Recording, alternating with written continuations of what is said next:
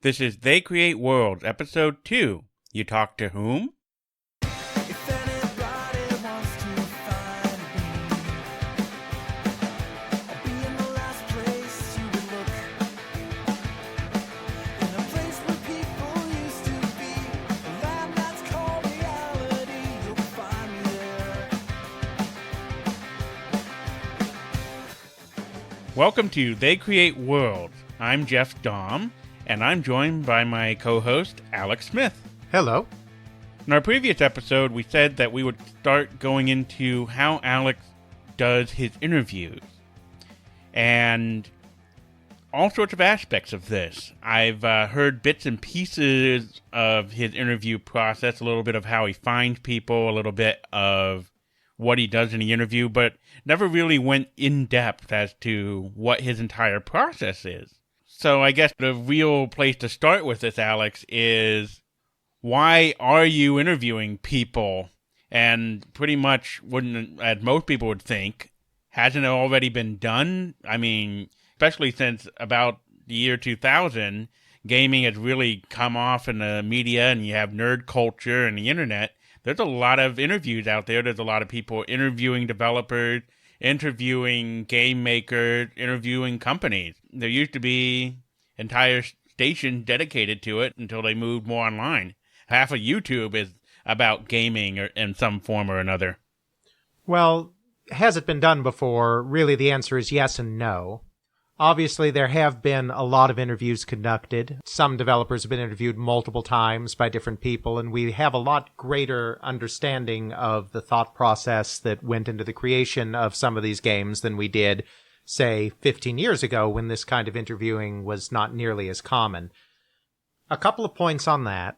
First is that a lot of these interviews are done by journalists or by game enthusiasts, and so they tend to focus on the areas that particularly interest them. And there's certainly nothing wrong with that, because with that kind of interview, you're generally transmitting it to an audience of like-minded gamers, and you need to create something that is going to be interesting to them, of course. And so that's the exact right way to do it if you're a journalist or an enthusiast. So sometimes, however, this means that they do miss some of the little details and little connective tissues about how these games were made or how these developers interacted with their companies and other people at their companies. So there's always room to do more interviewing from a historical perspective. What you're saying there is that you come to the interviews from a more historical perspective, trying to be as all-encompassing as you can in order to get as much detail and to create an entire comprehensive story of whatever the subject is, as opposed to what most people are doing, which is, hey, how'd you come up with this idea so that I can make the next great game? Or how'd you make this company great so that I can make my own video game company? Well, I mean, the interviews aren't just about, I want to make the next big game or I want to make the next big company. The interviews are often done by journalists who are very interested in getting to the heart of what happened because they want to share that information. It's just that they're going to be beholden to their target demographic. For instance, Retro Gamer is an absolutely wonderful publication, British magazine. I love it to death. Can't say enough nice things about it. But the audience that they target is a retro game enthusiast crowd that played these 8 and 16 and even sometimes 32-bit games when they were younger and want to relive those classic games. And so they're very focused on, how did you make my favorite game? How did this game come together? How did you come up with this cool feature? All very important stuff to document, extremely important. But they're not going to get into the nuts and bolts necessarily of some of the corporate stuff going on or some of the business stuff going on, just because that's not what that target demographic is there to read about, which is perfectly valid. Now, certainly I'm not the only historian interviewing people. There are plenty of people out there interviewing from a historical perspective, so I don't claim to be unique in that respect. All I'm saying is that when I do interview somebody that has been interviewed a few times before, I'm usually trying to find a different angle than what has already been reported in other interviews, just to create a larger picture of what happened.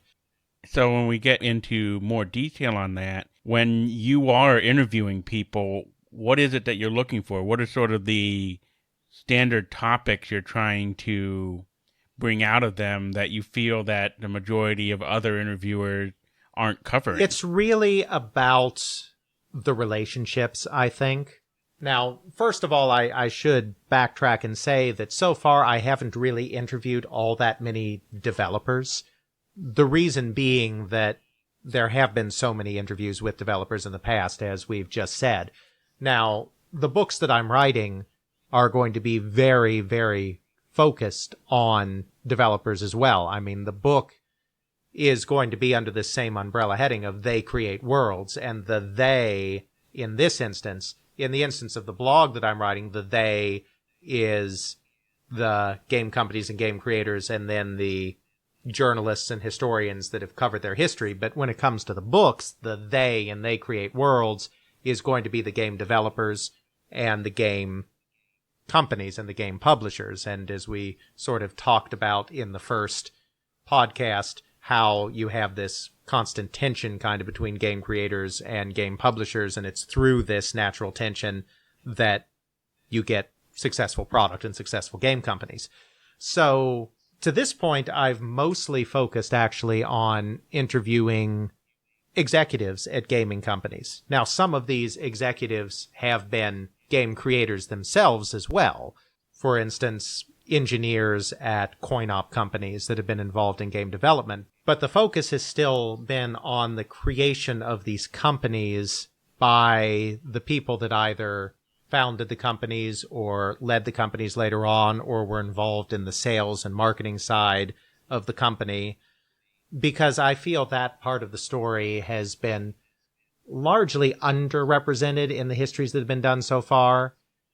There's been the focus on the game creators and on the games, and that's a very valid focus and a very justified focus. That's what people want to hear about, and that's what I'm going to write about as well. But I do want to bring in that other side of company creation and the way these people met each other and interacted with each other and created the companies that actually brought us these games. Sort of the business, the people aspect of it, not just focusing purely on, hey, here's how I made the game. Here's how I met up with Bob. Me and Bob had this great idea for whatever. Me and Bob met up with Joe. Joe was really good with business. And together, me, Bob, and Joe were able to form Great Company B. And Great Company B went on to produce all this other stuff. But there's a natural story and dynamic there. You sort of see that with people who, after, say, when Steve Jobs died, there were a book, 2 movies that were made about him and his life. And there's a lot more to these people than just, hey, I developed the game. They are human, with flaws, with strengths, with weaknesses. Sure, and the other thing is, I mean, those founding stories do get told all the time. The part of the company story that tends to get lost, though, is the part after the company gets big. Then there seems to reach a certain point in a lot of narratives where a company like an Electronic Arts or an Activision stops being the little scrappy newcomer and becomes the big corporate powerhouse, and then the story becomes developers interacting with these kind of monolithic, faceless publishers. And you kind of get this idea that these companies are big, they've always been big, they always will be big, and there's no story there anymore. They're just kind of faceless behemoths. And, you know, there tends to be this tendency to always go back to the little guy again. It's kind of cyclical. It's like, well, we've introduced this company and then they got big, and now we don't really need to deal with them anymore, except when the next plucky developer, you know, has a publishing contract with them or whatnot. We like the little guy. We like the story of David versus Goliath. We want to see the little guy triumphs over the big thing because we can most identify with the little guy. But there's still a lot of value, from if I'm understanding you correctly, to after the company has become a medium to big business, there's still a lot of development, heart, and things going on there that are really integral to continue to be a successful company. That's why EA is still around. That's why Activision is still around, is because they're still able to maintain some sort of balance between creating and running a business. Absolutely. And that isn't to say that publishers don't sometimes throw their weight around in very negative ways. Obviously, part of the reason that the David and Goliath story does appeal so universally in just the way you say is that there are a lot of Goliaths that have stomped on a lot of Davids. So it's not about excusing the publisher. When Electronic Arts decides to implement initiatives like their Project $10 DLC passes that gets the public to vote them 2 years running the worst company in America in consumerist polls over banks that cheated people out of their life savings and cigarette companies that literally kill them. Obviously, there's something going on there, and EA is doing something that is not necessarily resonating with the public, and you've got to cover that side of it too. It's not about just being apologists to big business. But big businesses, just like small businesses, are made up of people, and most of those people are trying to do a good job and trying to do right by somebody. Now, sometimes they lose sight of who that somebody is. Sometimes they decide that as long as they're doing right by their shareholders, they don't need to listen to their customers anymore. And then things get out of whack. But, these are people, good people, bad people, competent people, incompetent people, just like anyone else. And I think it's important to speak to the people that keep these companies going, as well as the people that make the games that also keep these companies going. And so there's definitely a gap there in terms of coverage. CEOs of major companies tend to be interviewed for historical retrospectives when they agree to grant interviews. And some of the sales and marketing people at the console companies tend to always be in high demand because with a console company, they're bringing out a new product every 5 to 7 years. So that wheel's always turning. Someone who's a Goliath in Generation 1 could be a David in Generation 2, and then constantly you have this Wheel of Fortune raising some up and lowering some down. And so the story kind of stays interesting enough that people want to hear all about it. But these marketing and sales people and even CEOs from some of the smaller companies don't always get that same amount of attention, and the business doesn't always get that same amount of attention. So that's why I've really focused on interviewing business people. Now, my work will also draw on interviews conducted with all of these creative people as well, and so the creative people will be very well represented. It's just I feel there's less of a gap in the coverage when it comes to that. Pretty much it boils down to you're trying to focus on interviewing with people who have not been interviewed before, have not had a chance to tell their story, how they relate into the greater video game economy. Yes, there's some of that, but there's also interviewing people that have been interviewed before and asking them different questions on how everything relates to itself. I mean, I've interviewed Nolan Bushnell, for instance, who has been certainly interviewed dozens upon dozens of times. And I certainly ask him questions that he's been asked by other people before as well. But I also wanted to focus in on aspects that aren't asked about, relationships that he had with people that aren't as well known. Where did you get your finance guy? How did your finance guy work out for you? How did you build your marketing operation? Things like that may be a little dry when taken in isolation, but when added to the bigger picture, the bigger tapestry, it enriches the story. It's sort of like how if I were just to eat cilantro or some other herb or spice, it tastes dry and bitter, but if I add it to my pizza sauce, it really enhances the flavor and makes the entire thing kick. Exactly. And as I've kind of alluded to before, I do believe that that interplay of business and creativity is so important to driving the industry forward, and therefore I feel there is a need to balance that understanding of the business side with that understanding of the creative side. And when I say understand it, I don't mean that we're going to business school and we're going to be spending all our time looking at balance sheets. It's definitely written from a layman's perspective. It's not about getting technical. It's just about representing all sides of the equation. We need to have a basic understanding of what's going on so that we can properly put everything in context. Exactly. You mentioned before that you've had to really hunt down these people that you've wanted to interview, and that it's really, really important that you try and find as many of these people as you can, especially the ones who have not been interviewed, frankly, because they have been getting up in years. It's what you've communicated to me before. And in fact, even fairly recently, the first guy that you have ever interviewed has died, and if you hadn't interviewed, his story would be lost to us. Yes, that's true, though thankfully he had been interviewed by a couple other people as well, so I wasn't the only one to talk to him. But yes, Dave Morofsky Sr. was an employee for most of his professional life of the company Midway Manufacturing.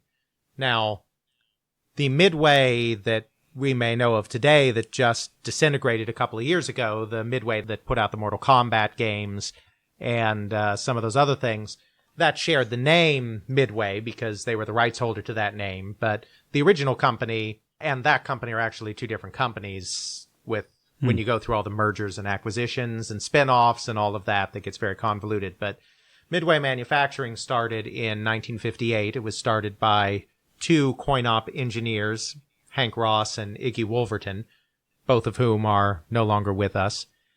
And they were very talented and worked at a company called United Manufacturing that was in the process of falling apart, and so they decided to strike out on their own.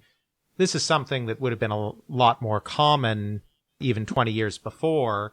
In the period that they decided to strike out was actually a period of time where the number of manufacturers in the industry was largely contracting rather than expanding, but they decided that if they kept their overhead very low, which they felt they could do because of their expertise in crafting this equipment, that they could create a niche for themselves, and they were able to. And they kind of concentrated on being on the cutting edge. They became kind of a boutique developer known for doing cutting-edge arcade cabinets. And this attracted the attention of Bally, which was one of the giants in the field. And so Bally actually purchased them in 1969. Then they became a subsidiary of Bally. And so they were actually in the pinball industry, if I understand you. Well, they didn't do pinball. They were in the coin-operated amusement industry, which pinball was obviously one of the most important games in that industry. But because there were already several large companies doing pinball by the time they were established, they deliberately decided to stay away from pinball. They concentrated on pitch and bat baseball games, target shooting games. They did a popular Shuffle Alley for a few years, which is a kind of coin-operated electromechanical bowling game. Really? It's called Shuffle Alley because it uses the same kind of puck as a shuffleboard court uses, but instead of pushing it with a stick, you're kind of hurling it down a miniature bowling lane in order to not knock over pins, but it registers a hit on pins because it completes a circuit. I've actually played that game. You have a puck, you slide down, you actually have pins that sort of are up above and are actually above the board. Yes. And where the actual bowling alley is, there's these little metal triggers that let the puck slide right over it, and when those are depressed, it registers that pin as being hit, and it flips up. It's actually quite a lot of fun, because you're just sort of playing around there, almost like if you were to play shuffleboard, except with your hands, and you're throwing it down the lane, trying to get it all the way through. Exactly, hence the term Shuffle Alley, because it's kind of a combination of the shuffleboard concept and the bowling concept. And these games were very popular, to digress slightly, very popular in the 50s and 60s because this was a period of time when pinball was actually facing a lot of restrictions, banned in a lot of major cities, and also had a real stigma of being a front for organized crime, which it was not, but that stigma couldn't quite be shaken. And so bowling was seen as a more wholesome entertainment, and so bars and taverns that didn't want pinball machines because they thought they were fronting the mob were happy to take shuffle alleys. So Midway was one of the producers of shuffle alleys. They were not the biggest, but they did that. They did the shooting games. They basically avoided pinball just because they felt that market was already being served. But they were actually bought out by Bally, which is known, at least by me, as a pinball manufacturer. That's true, though the pinball games that you're thinking of Bally were a little bit later in the 70s. Bally was huge in the 30s in pinball, and this was pre-flipper pinball, so this is different than the game that we have today. The more like pachinko machine one? Yeah, there's some similarities to pachinko machines. Certainly, pachinko machines and 1930s pinball machines have a common ancestor in bagatelle. So there is some of that. But yes, this idea of balls falling through nests of pins rather than using flippers and hitting bumpers and other kinds of targets. So Bally was really big in that in the 1930s. After World War II, they were really focusing on gambling-type machines, including pinball gambling machines. And so they really kind of fell by the wayside in pinball. They were well behind Gottlieb and Williams, which were the leaders in the post-war world in pinball until the mid-70s when they got heavily involved in licensing and in solid-state pinball. And then they became the number one pinball company for a few years. Though, again, that's a bit of a digression. But yeah. Bally was diversifying rapidly in the late 1960s, early 1970s, and they were integrating both horizontally and vertically. That is, they were buying companies that made games and coin-operated pieces in areas that they were weak, the horizontal integration, and they were also vertically integrating by buying up a lot of distributors and buying up a lot of operators so that they controlled kind of every step along the supply chain of coin-operated gambling and coin-operated amusements. And since Bally was weak in novelty games and Midway was very strong in novelty games, they purchased Midway to get into that segment of the coin-operated amusement market. And because Midway was kind of known as this technology company, and not a technology company in the way we think of today with Silicon Valley, we're still talking electromechanical stuff, but they were kind of one of the leaders technologically because of Hank Ross and Iggy Wolvertine's expertise. They became the video game division of Bally when Bally decided that they wanted to invest in that market heavily. So this is why Midway is the company that put out Space Invaders in the United States. They're the company that put out Pac-Man in the United States. They're the company that put out Galaga in the United States. They didn't create these games. They were created in Japan, but they were the North American distributor. They also did create some games of their own that were very well received, such as Gorf and Spy Hunter and Tron. Oh, I love Spy Hunter. Yeah, definitely a classic. And Dave Moravsky, he started at the company in 1959, the year after the company was created. As a young engineer, he rose to be in charge of production. He was the guy that was responsible for making sure that the factory was churning out the games quickly and efficiently and reliably. And then when Iggy Wolverton retired in 1979, Dave Moravsky became the president of Midway, at this point a subsidiary of Bally, and he led the company during the golden age of arcade games. So he was the guy. He wasn't in charge when Space Invaders came out. That was still Iggy, but he's the guy that was in charge when Pac-Man came out, when Ms. Pac-Man came out, Galaga, Tron, Gorf, Spy Hunter, all of these classics. And then he left the company in 1985. Bally was changing at that point, largely because of the video game crash, the arcade industry crash. They were diversifying, moving away from arcade games, and so Dave Moravsky wasn't interested in being at a company that wasn't interested in arcade games. That was his entire life. So he founded his own company, a company called Grand Products that mostly did contract work for other manufacturers. And then he was at that company for many years and then passed it along to his son, Dave Moravsky Jr. So Dave Moravsky was the first person I ever interviewed. I'm not exactly sure. I can't really tell you why I chose him first. He was just somebody that had been interviewed a little bit before, but hadn't been interviewed much, and was president of a very important video game company. And his company, Graham Products, was still around. And even though he was retired, his son, like I said, was still there. So I was able to contact him through his son.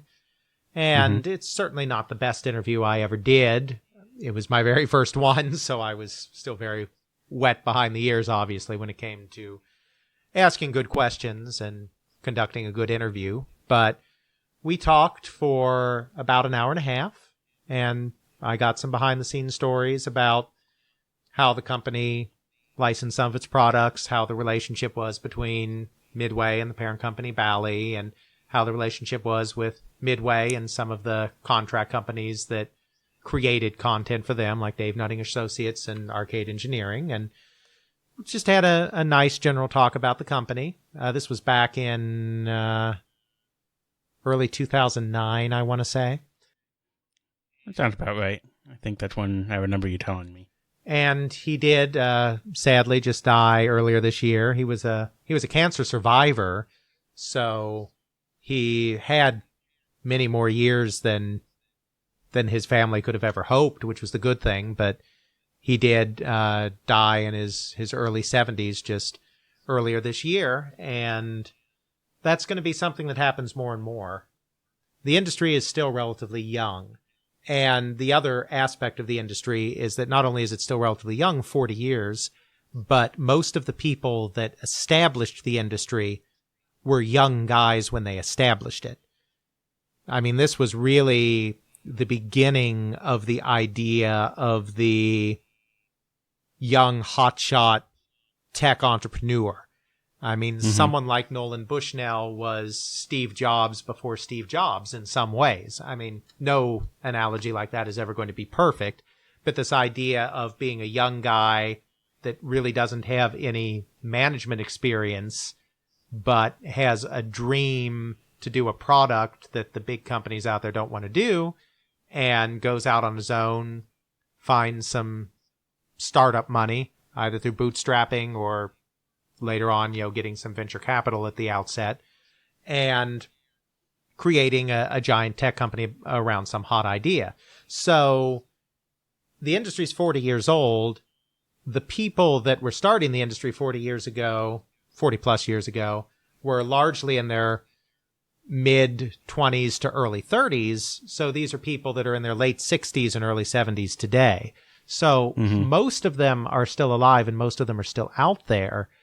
But we are starting to get to the point where we're going to start losing them, and have already started losing some prominent individuals. Dave Moravsky being an example, more prominent. Another example that comes to mind is one of the people you hunted down actually is still alive, but is currently suffering from Alzheimer's. Yes, that's true. I won't mention names to keep that private, but there was one person that had worked for several companies that I had contacted and was hoping to get an interview, and it turned out that he had early onset Alzheimer's and so was not able to speak with me, which was very sad because he's someone that, as far as I know, has never been interviewed by a historian. Was he a person whose contributions were of major importance to the industry? No, they weren't, but he was a person that had spent most of his career within the industry working for several companies. And so those kinds of stories are invaluable for putting together the greater picture of the industry and how it developed. That is why it's really, really important to get these guys' stories recorded, because there are people like him who just have not been interviewed, or we don't know what the interactions were. Exactly. And of course, there's always the caveat that oral history only takes you so far. Obviously, human memory is fallible, and you're asking people questions about stuff that happened 20, 30, 40 years ago. They're not going to have all the details, or they're going to think they have some details that are actually wrong, not because they're trying to distort history, but just because of the fallibility of human memory. You do also have people that do have an agenda, either consciously or subconsciously, where they want to remember events a certain way, or they want history to remember them a certain way. And sometimes these people aren't even necessarily telling deliberate falsehoods. Sometimes when we want to remember something a certain way strongly enough, then that becomes the memory in our own minds. So oral history is not the bedrock that my work is based on. The bedrock that my work is based on is documentation from the time, newspaper articles, magazine articles, trade publication articles, occasional legal documents, that kind of thing, because those are less mutable, less subject to lapses in memory. But oral history is important because it does fill in the gaps. There's some stuff that never makes it into the official record, especially when it comes to interactions between people. It really brings in the human factor. Exactly. And so that's important. Also, questions of motivation.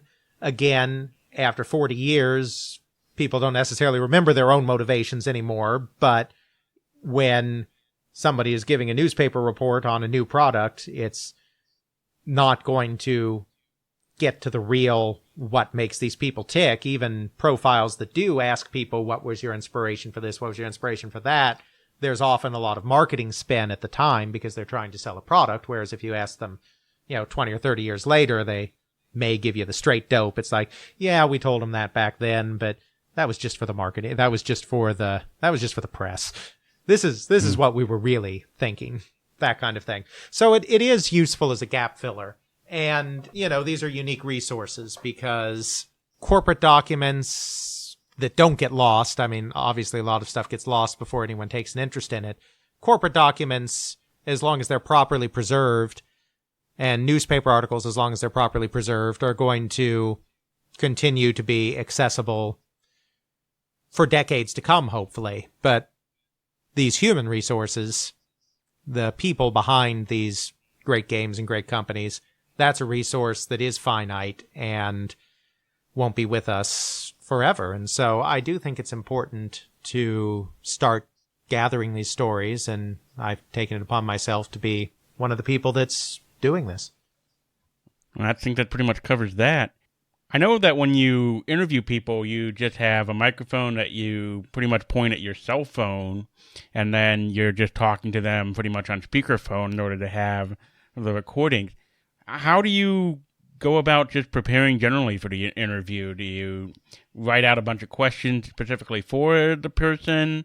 Do you do any special setup from an audio standpoint apart from I'm just poking my microphone at the phone and starting up Audacity? Yeah, pretty much the latter. It's, these aren't official oral histories. Something that, I do hope to someday donate the audio recordings that I've done to an institution that would be interested in having them just for posterity. But these are interviews that are being done just for my own edification. They're not set up as formal oral histories. So I'm not worried about getting the absolute best sound quality, the absolute best conditions. Obviously, it would be even better to be able to do it face-to-face for an oral history and record it with a video recorder. So I don't do anything special technically. I just want to make sure that I have a recording that is clear enough that I can understand it and refer back to it from my research. In terms of questions, I don't often do specific questions all written out in advance. There's certainly specific things I want to know sometimes, but I usually frame it more generally in terms of talking points, big picture topics that I want to get them engaged in and ask them questions about. And then if there's something that strikes my fancy, try to follow up on that and get more details. Sometimes I write out a lot of stuff in advance. Sometimes I write out very little in advance.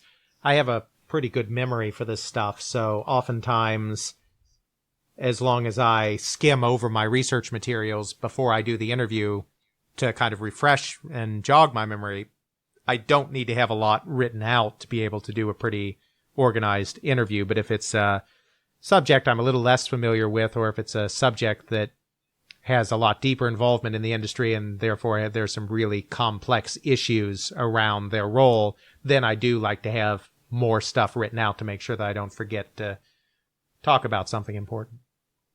I remember one person, I'm sure you remember his name, actually complimented you on your breadth of knowledge about the industry.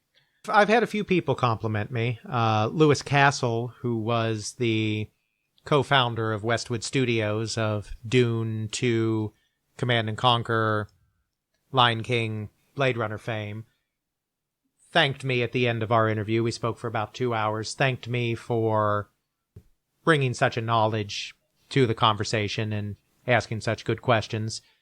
Dave Murawski, who we talked about previously, complimented me on how many people I seemed to know whenever his memory was failing him for a name. I was usually able to do a pretty good job of supplying the name of the person that he was thinking of. So I've definitely had people compliment me on how well researched I am on the topic. That's true. And I think they appreciate that. And I think that often comes out in the interviews that, the more you know going in, the more receptive sometimes they are to share. And the better quality in an interview is that if have a really good command of the subject matter, you can really dig in deep and sort of bring in all these various aspects to the interview in order to really focus in on some sort of subject or help them remember things that happened 30, 40 years ago. That's true, and I don't want to take this concept too far. Most of the people I talk to between 1.5 and 3 hours, and there's often a lot of material to cover in that 1.5 to 3 hours. And, it's not a formal oral history interview that is trying to get into every nook and cranny, so I'm not always able to do more than scratch the surface in a lot of areas, especially since memories being what they are after a few years. They don't necessarily have the great details, but it's always another piece of the puzzle.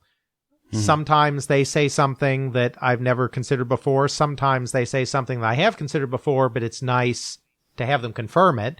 Sometimes they say something that seems innocent, but then you talk to another guy and they say something very similar, and you talk to another guy and they say something very similar. And so then a big picture kind of emerges out of the individual stories. So that kind of thing is very useful. I wouldn't say that all of the interviews go into super in-depth detail, but I think that it is fair to say that with every subject, I do a very good job of pulling out the big picture stories about the companies they worked for and the people they worked for and how this all came together to create this wonderful industry. You've done 50 interviews so far. What would you say would be the most interesting interview that you were able to do, the most interesting person, or really the interesting story, or both? Well, I think in general the most interesting interviews are the interviews with people that haven't really been interviewed before. I wouldn't say that I've discovered so far anything particularly shocking or earth-shattering or something that completely changes our understanding of some event or another. It's not really about that so much, but learning how some of these people contributed to the industry that we really had no knowledge of before, or learning a new spin on what they did, is certainly fascinating. I think one of the most interesting interviews I had the pleasure to conduct back in 2009 was an interview with Bruce Davis. Bruce Davis, for those that don't know, was the CEO of Activision from 1987 until 1991. This was a very tough period for Activision and a somewhat tough period for the computer game industry generally, just because it was a period of great upheaval and transition. You had a few different things going on. Just to touch on briefly, you had the rise of the NES, the revival of the console market, pushing game players back onto consoles and away from home computers a little bit. You kind of had the first generation of popular home computers like the Commodore 64 were aging and reaching the end of their lifespan, but the next generation of home computers like the Atari ST and the Commodore Amiga never achieved the same penetration in the United States, solely talking about the United States now, not the European market, so that the computer game companies were kind of at a crossroads, kind of trying to figure out where the market was going. Of course, technology is always improving.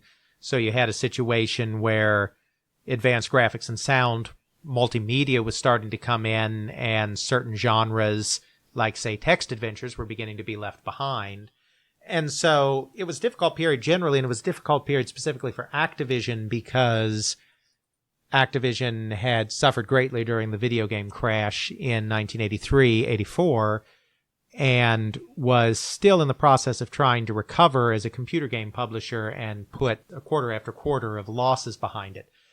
So Bruce Davis came in at a very challenging time, and he was brought in under less than ideal circumstances. Basically, the founding CEO of the company, Jim Levy, who had founded the company with 4 game creators, game programmers from Atari, was asked to resign by the board because the company had been losing money for so many years. And it was a publicly traded company at this point, and publicly traded companies just unfortunately can't lose money for too long before somebody demands a change be made, because you do have a fiduciary duty to shareholders to return value, and quarter after quarter of losses doesn't return value. Now, certainly the problems Activision was having were not Jim Levy's fault. The problems were because of larger issues with the video game marketplace, but one of the things about being the CEO is when times are tough, you're the person that has to fall on the sword. Exactly. So Bruce Davis came in at a very challenging time, and he was a lawyer. He wasn't a game creator. He wasn't an engineer. He wasn't a marketing person coming out of another industry like the record industry or the movie industry or something. He was a lawyer, and he very much was a person who was seen by creative people as more of a suit in that sense. And he had the challenge of returning Activision to profitability, growing the company in the face of a changing market where no one was quite sure where it was going, and integrating several companies that had just been recently purchased under the Levy regime in an effort to diversify the product line, most notably Infocom, the celebrated creator of text adventures. So Bruce Davis has been pretty roundly vilified in the gaming press because, long story short, the company was profitable for a brief period of time under him, but it started to hit problems because he expanded the company into business software, changed the name of the company from Activision to Mediagenic to reflect the larger focus of the company. The company still published its computer games under the name Activision. It's just that the parent company was now not Activision, it was Mediagenic. And got into some spats with some of the creative people when it came to cost controls and cost cutting, which was kind of messy, and then had a very tumultuous relationship with Infocom, which was a very beloved company in certain circles, but it was a company that had failed to transition appropriately to the modern technologies, particularly graphics. So because the gaming press is always going to be more sympathetic towards the game creators, well, I shouldn't say always, you don't want to use absolutes, but the gaming press tends to be more sympathetic towards game creators. And because Bruce Davis did admittedly make several serious missteps that ended with the company falling into bankruptcy, there's been a tendency to focus entirely on the bad and not round it out with any mitigating factors. Like the fact that he was pretty much trying to keep a company afloat in the middle of pretty much an entire collapse of an industry. Well, yes, I mean, the collapse was over at this point, but trying to recover from the collapse and build the company in what I would call a transitional period. It wasn't a collapse period, but it was very much a transitional period. So trying to shepherd it and bring it more into profitability, really. Exactly. And there's no doubt he made some mistakes. But you also have to take into account some of the other things going on at the time. First of all, we tend to focus more on Mediagenic's failure in business, I think because the company did go bankrupt and because the company changed its name. It makes it a convenient target. I mean, Mediagenic, it just doesn't sound very game company-ish to us today. I mean, I don't really know how it was received at the time. Trade publications don't just tend to report those facts and don't tend to give opinions on them. So no one was writing big op-ed pieces about whether the name Mediagenic was a good idea or not. Today, with the internet and the proliferation of websites, you would get more of that kind of opinion piece. Back then, you didn't.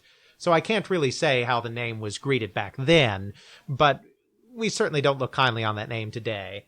And plus then, Bobby Kotick, who brought the company out of bankruptcy, well, actually, I should say he took the company into bankruptcy and then took it back out of bankruptcy. He had a vested interest in differentiating the new Activision, his Activision, from the old Activision, Mediagenic. And so the way he did that is, well, Activision went into all of these other product categories that they had no business being in and wasn't that stupid of them. And Activision has always been a game company and Activision should be a game company. And I don't know what they were thinking, because he has to explain why his Activision is going to do better than the old Activision. I mean, there's nothing shady about that. That's standard operating procedure. It's what you have to do as a CEO. Exactly. So I think people tend to forget that Activision was not the only game company that went into business software, productivity software. Electronic Arts tried to get into that category very strongly and actually had some pretty serious failures in that area, as well as some serious successes. What did they make? Well, in 1984, they actually bought a company that made a personal organizer suite of software called Get Organized. And they put a lot of muscle behind that, and it just went over like a lead balloon. And they also explored getting into word processors and some other concepts as well, though I'm not sure they actually ever published anything there, but they were looking into the possibility. And then, of course, their great success was Deluxe Paint. They created the graphics program Deluxe Paint, which was the gold standard in graphic programs throughout the kind of pixel era, the 16-bit era on the Amiga and the PCs of the time and whatnot. It was the Adobe of the modern era. Yeah, exactly. So Electronic Arts also went into business and productivity software and even had failures in that area. But because Electronic Arts continued to be a successful game company, people tend to forget that. And then, of course, Broderbund, the game company, became more of a productivity company than it was a video game company, with Print Shop, of course, being their most important product. So this was the trend at the time. You can't really criticize Bruce Davis for doing the same thing that all of his competitors were doing. I mean, that's just nonsense, in my opinion. Now, where he did screw up, because again, you do need to balance the good with the bad, and there was bad, is he did decide that the company should focus on niche computer products. He figured that, probably correctly, that there was already a lot of software for PC, Macintosh, Amiga, those kind of platforms. And so he decided they would serve more specialty markets, particularly the Apple II GS, which was the last generation of Apple II computer that didn't do well in the marketplace and was quickly forgotten, and HyperCard, which was a product to enhance the Macintosh. And it's actually very interesting. For the HyperCard, they actually made a slide program that was essentially PowerPoint before PowerPoint. And so they were kind of on point with their ideas of what kind of software would go over well in the market. Their slideshow idea was really quite ahead of its time. The problem was they did it for a add-in device, the HyperCard, that never achieved any kind of market penetration. So because they were making all of their products for HyperCard and Apple II GS, that didn't work. It just, right. It failed in the marketplace.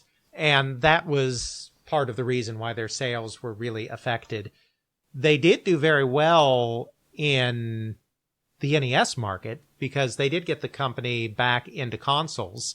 Obviously, Activision had started as a console company making games for the Atari 2600. Then they transitioned after the crash into being a fully computer game maker, and they did not initially get into the NES market when the NES came back because they were very burned by the first console market, obviously, and had no way of knowing whether Nintendo would actually stick around. But Bruce Davis did lead them into the console market, which was a good idea, and they had some good success there financially. Now, they did very much practice a singles and doubles philosophy of product, which means that they were not trying to create the innovative games. They were not trying to create the advanced games. They were not trying to create the brilliant games. They created games that were serviceable, that did an okay job, but were not groundbreaking, and made them a little bit of money, but didn't sell millions of copies. So you can argue that Bruce Davis betrayed the creative vision of the original Activision, because the original Activision was built around creating groundbreaking products. Because Activision was founded by four of the greatest Atari 2600 programmers, Alan Miller, Bob Whitehead, Larry Kaplan, and David Crane. So it had always had a reputation as being innovative and cutting edge in game products, and that translated over to their work in computer games as well. They did a game called Little Computer People that was essentially The Sims before The Sims, where you had a dollhouse and you had a little man living in your dollhouse, and he would go about his daily business, and you could interact with him and do stuff with him. Everything has been done before, hasn't it? Exactly. And they did a game called Portal that was hypertext before hypertext, because again, we're talking 1986 here. It was a kind of adventure game, though it really wasn't much of a game. It was more of an interactive novel where you were trying to discover what happened to this civilization, and so you have access to all their files, and you could click through all the files. So you click on this one file and it has this information, and then you can click on something in there to get to the next file. Hypertext before hypertext. And this stuff was incredibly groundbreaking material, but a lot of it didn't sell very well. Now, their 2600 games sold very well. At that point, they were very much cutting edge in technology and cutting edge in commercial success as well. The computer games didn't sell as well because they missed the market a little bit by doing games that were interesting ideas, but were so different from what everyone else was doing that there really wasn't a market for it. They deliberately passed on genres like RPGs and military simulations, which is where kind of the big money was in the computer game market at the time. So this kind of gets back to my idea about the tension between creative and business, whereas they were a little too much on the creative side there, and then Bruce Davis maybe took them a little too much to the commodity side and gave them some games that were financially successful, but gave them product that wasn't influential. So there's a tendency to criticize what Activision became during that time period for the lack of creativity, and some of that can certainly be laid at Bruce Davis's feet, and I don't think that's an invalid criticism to make. I think you do have to counter it with the fact that the company did return to profitability under him as well, which was a significant achievement and one he deserves a little credit for.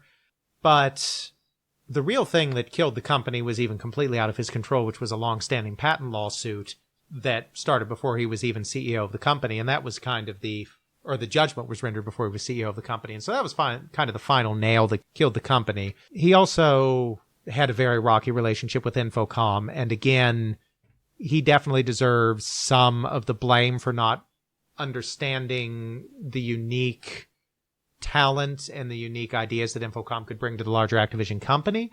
But on the other hand, Infocom was already in serious distress before Activision ever bought them, and a lot of the problems at the company were because the company itself had failed to adapt to the graphical era and now was trying to play catch up, and it was just too late. So again, it's not about exonerating Bruce Davis and saying that he was a brilliant executive or anything, but it's about bringing that balance. When you interviewed Bruce Davis, how much of this stuff actually came out that made it a particularly interesting interview?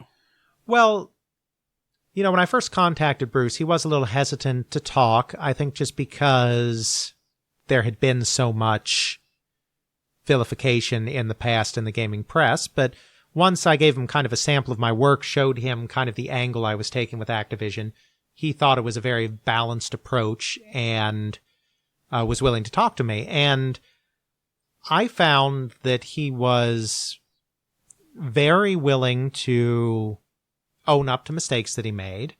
Mm-hmm. Was very willing to discuss about the successes that he had with the company as well, and was just eager to talk to somebody that was taking a more balanced approach. And it's not that I definitely learned some things from him. I mean, I learned some of the ins and outs of this patent lawsuit and why it killed the company when it didn't necessarily have to. Mm-hmm. Basically because the company that was suing them was out for blood and was refusing any kind of reasonable settlement. And I definitely learned some things about the interactions between the company and Infocom. I learned some stuff about what his approach to the console market was. So I definitely learned some things I didn't know before, but it was also just about humanizing him and kind of understanding, here's the challenges he faced, here's the decisions he decided to make to face those challenges, here's the ones that worked, here's the ones that didn't work, and kind of exploring the whys and the wherefores of what worked and what didn't. And I think that's a much better way to approach it than just saying, and then Bruce Davis took over the company, forced them to make business products, changed the name of the company, and then it went into bankruptcy. Because that misses a lot of the nuance. And forgets a lot of the story, too. Exactly. And so I think it's important to have interviews like that. And as far as I know, I'm the only person that's ever interviewed him. Someone else may interview him someday. I don't know. But for the moment, I'm pretty sure I'm the only one that's interviewed him. There are a few people like that. Ed Miller, who was the president of Taito America in the 70s and therefore was the man responsible for bringing Space Invaders to North America, is another person that I had a nice interview with. I don't think's been interviewed before. From a historical perspective, I mean, obviously these people were interviewed when they were heads of these companies to give their opinions on this and that. It's not like they've never talked to anyone, but I'm just talking about a historical perspective.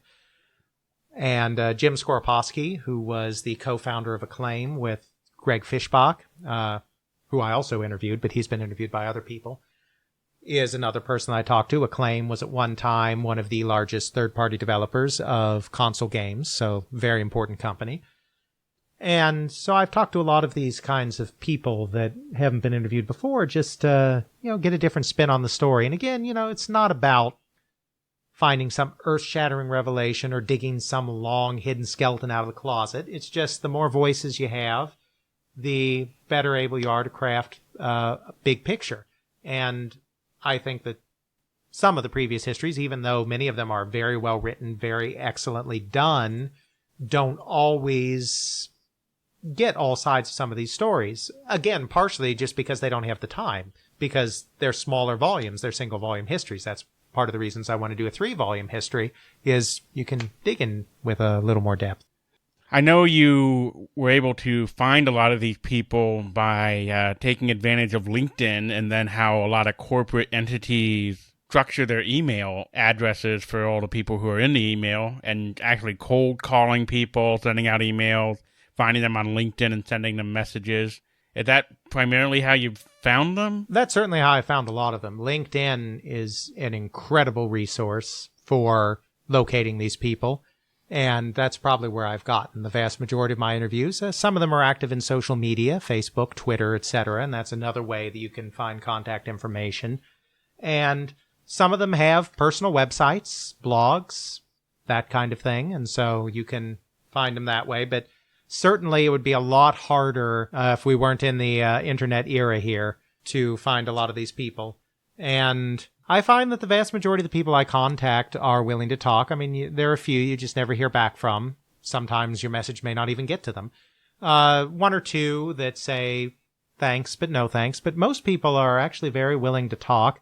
I think, I try to structure my pitch emails in such a way that it shows that I have a lot of knowledge about who they are and what they did. And I think that that helps make people be more responsive. But these people are genuinely proud of the work that they've done in the industry. Most of them say that working in the video game industry is the best job they ever had. Some of them are lifers, but those that have worked in many different industries, most of them say working in video games is the best job they've ever had. Really? And so they like to share the stories, and they like to know that someone is taking all of this information down. When I spoke to Tom Kalinske, who was the president of Sega of America during most of the Sega Genesis period, Now, he's someone that's been interviewed before. I'm certainly not the first one to interview him. But when we were done talking, he thanked me for taking an interest and for doing this because he came out of the toy industry. Mm-hmm. He was the president of Mattel before he was involved with Sega. And, what he said is that in the toy industry, no one really bothered to talk to the pioneers. No one bothered to talk to the people that founded these companies, the people that built the first classic toys. No one was talking to the creator of Mr. Potato Head about what he was thinking when he created Mr. Potato Head. Barbie's an exception because the handlers became famous because Barbie was so famous, and so they gave interviews. So you have some information from founders, but a lot of these guys no one ever talked to. And, Tom said he thinks it's great that me and the many other people like me are gathering these stories from the founders of the video game industry because otherwise they'd be lost. Now, what I know from when you initially started doing the whole interview process, you were really nervous. You were almost had cold feet in a few cases where, who are you to contact these people? These guys are executives or former executives of major companies, and you're just this guy doing research. And how would you agree with the assessment that I think that you've really grown as a person over time and gotten a lot better at this? You certainly seem to have said that earlier, where between your first interview and some of your more later interviews, where you have gotten better at the whole process, gotten a lot more confident in the entire process in doing interviews and putting yourself out there. Oh, absolutely. That's a fair assessment. I mean, I've just been blown away, really, by how welcoming these people have been, how willing these people have been to talk, and how warm they've been and how candid they've been. It's a very close-knit industry. There's a very small amount of companies overall, and the same people kind of end up being at all the same companies. So there's a lot of interconnectedness. And it really seems like it's an industry that has a lot of very good, very warm, very genuine people in it on both the creative side and on the business side. And that's definitely helped immensely in making me feel more comfortable contacting people and putting myself out there and asking these people all of these questions. And, as we said before, I think they appreciate my preparedness, and we usually end up having a pretty nice dialogue in most cases, I think. And I think that's pretty good. Next time, we want to get into defining what the video game industry is and some of the cycles. Exactly. Really, the first two podcasts we did are really about introducing us and introducing the concept and explaining where a lot of this information is coming from. The goal, I think, of the podcast going forward is to take some areas of video game history that are either less well known or areas where the facts have become confused over time and just kind of examine these areas and hopefully provide a greater understanding of what happened in these instances. And so as we go forward, the podcast will really be focused on events rather than on me and what I'm doing in terms of research and that kind of thing. Right, so we can always throw those in as things develop, like, say, whenever you finally get the first volume done. Yes, whenever that will be. Exactly. You can check out Alex's blog at videogamehistorian.wordpress.com. Email us at tcwpodcast@gmail.com and follow us on Twitter at tcwpodcast. Intro music is Airplane Mode by Josh Woodward, found at joshwoodward.com/song/airplane mode, used under a Creative Commons Attribution License. Outro music is Bacterial Love by Roland Music, found at freemusicarchive.org, used under a Creative Commons Attribution License.